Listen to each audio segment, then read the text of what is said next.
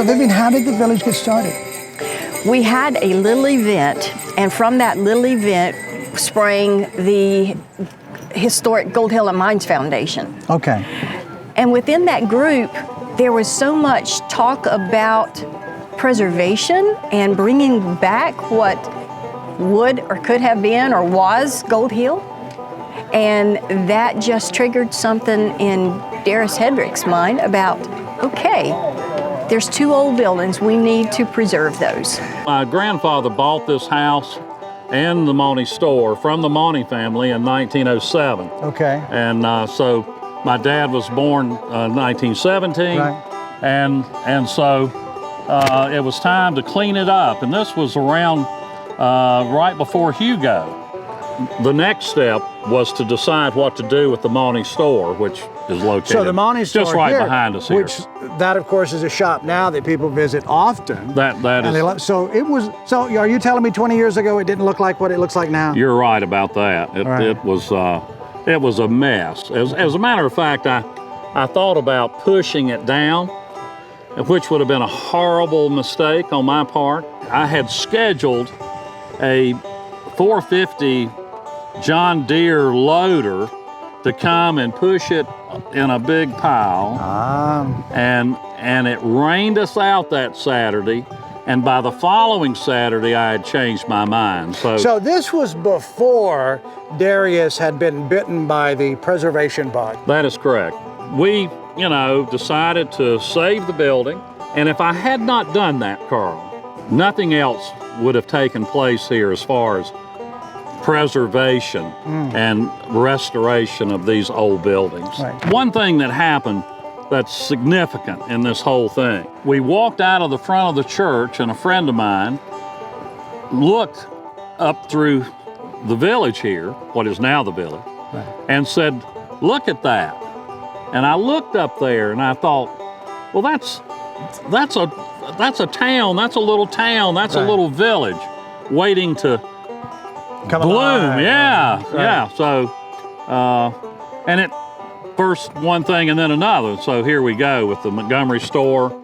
I bought that building on the courthouse steps. Right. It was While it was still leaning. while it was still leaning. That's right, severely. You get a good Severely. deal when they're leaning, right? That's right. That's right. I say this over and over.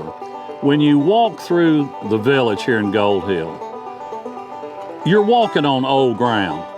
You're walking on ground that has a lot of history. And the thought that at one time this was a gold mining boom town with some saloons here and there, sure. and a lot of, activity. It just is very interesting to know that we're kind of doing the same thing again, but the goal, of course, is not here. Well, maybe it is. Well, the courts are there, so maybe there is some gold. But what you absolutely do have is a golden experience for people. That's An right. opportunity for people to come and walk the streets like they are and take pictures and have dinner and do these wonderful things on the weekend. That's right. And here we are at Christmas. This is such a special time of the year for all of us. So what do people experience when they come here now?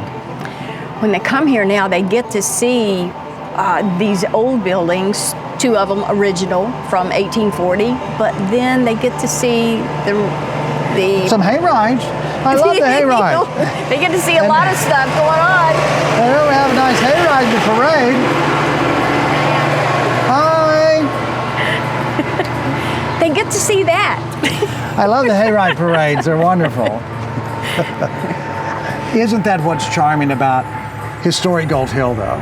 Is you have these events, you have hayrides, you have people that are coming out, walking on the boardwalks. There is a boardwalk, for heaven's sake. There's a real really boardwalk is. that people get to enjoy, going from store to store, from shop to shop.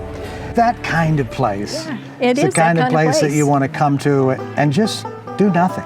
I love that. I've got a painting on the wall of an old potbelly wood stove with men propped up against, just talking and telling tales. And that happens every weekend right here. So every Friday you have bluegrass musicians, and I guess other musicians, who come together just to play music. And it's free. It is. It is. It's free. And everybody loves to come. And they'll come from, 2 hours away, some of them, just to get to come. And the camaraderie among the musicians is just awesome. And in bluegrass, if you play bluegrass, you know every song. One of the things I've loved about our Christmas visit this year is seeing all the different types of people and the ages. I mean, little babies to people who are almost 100.